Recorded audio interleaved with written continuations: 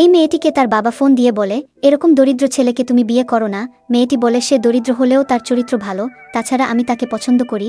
তার বাবা রাজি হয়ে তাকে একটি নতুন বাড়ি কিনে দিতে চাইলে ছেলেটি মনে মনে ভাবে সে কোটিপতির মেয়ে, নতুন বাড়িটা আমার নামে করে নিতে হবে। তারপর মেয়েটি তাকে নতুন বাড়ি দেখতে নিয়ে যেতে বলে। পরের দিন ছেলেটি একটি অচেনা জায়গায় গিয়ে থামলে মেয়েটি বলে, এখানে থামলে কেন? ছেলেটি বলে, এখানকার সবকিছুই ভালো লাগতেছে, চলো একবার গিয়ে দেখি। মেয়েটি মনে মনে ভাবে, এখানে তো আমাদের আসার কথা ছিল না। তারপর ছেলেটি একটি মেয়ের সামনে তার স্ত্রীর হাতে কিস করে বলে, তুমি আমার জীবনে না আসলে আমি বুঝতেই পারতাম না সুখ কাকে বলে। তারপর একটি লোক এসে তাদেরকে বাড়িটি ঘুরে দেখাতে চাইলে সে বলে, এখানকার মেয়েটা কোথায় গেল, আমরা তার সাথে এটা ঘুরে দেখতে চাই। তারপর ওই মেয়েটি তাদেরকে ঘুরে দেখিয়ে বাড়িটির দাম বললে এই মেয়েটি বলে, তোমার চোখে পানি কেন মুছে নাও?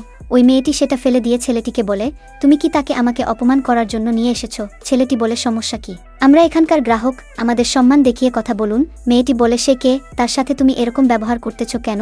সে বলে, চুপ থাকো, আমি এই বাড়ি কিনতে চাই। তারপর ওই মেয়েটি সেখান থেকে চলে গেলে এই মেয়েটি বলে, এই বাড়িটি আমার পছন্দ হয়নি। ছেলেটি বলে, আমি এই বাড়িই কিনতে চাই। এবং ওই লোকটিকে বলে, মেয়েটিকে ডাকো কাগজপত্র সাইন করার জন্য। লোকটি বলে তার বাচ্চা অসুস্থ, তাই সে হাসপাতালে চলে গিয়েছে। হ্যালো বন্ধুরা, মেয়েটি কে ছিল দেখতে, সাথেই থাকুন।